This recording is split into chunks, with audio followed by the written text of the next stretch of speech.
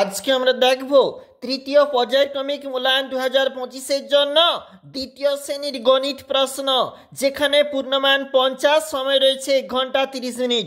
পরীক্ষার্থীর নাম নিজেরাই লিখবে। রয়েছে ভাগফল নির্ণয় করো, 12 নাম্বার বলেছে। এই ভাগগুলি নিজেকে একটু করতে হবে। নিচে চলে যাব, যোগফল বিয়োগফল নির্ণয় করো, 10 নাম্বার। এই যে প্রশ্নগুলি এগুলির জন্য বলেছে। সংখ্যাগুলির গুণফল নির্ণয় করো, 3 গুণ 4 সমান 12 নাম্বার রয়েছে এই প্রশ্নগুলির জন্য। এটা হচ্ছে 2 নাম্বার পেজ। সেখানে আমাদেরকে বলেছে নিচের অঙ্কগুলি সমাধান করো, 4 গুণ 4। আমরা 2 বন্ধু মেলায় গেলাম, অবশ্যই অঙ্কটা দেখবে।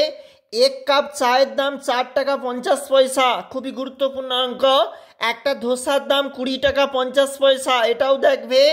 একটা আপেলের দাম 10 টাকা এবং একটি পেয়ারার দাম 3 টাকা। এই ধরনের প্রশ্ন অবশ্যই গুরুত্বপূর্ণ, অবশ্যই পরীক্ষার জন্য দেখবে।